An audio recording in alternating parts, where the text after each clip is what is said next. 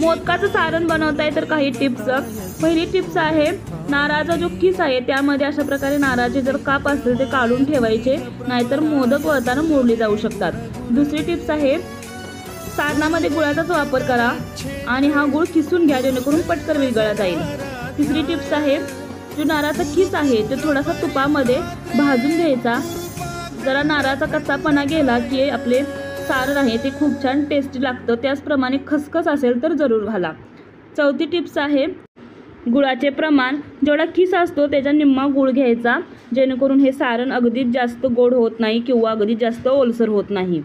पुढील टिप्स आहे पाचवी, काजू बदामचे जर काप घातले तर अगदी पातळ घाला।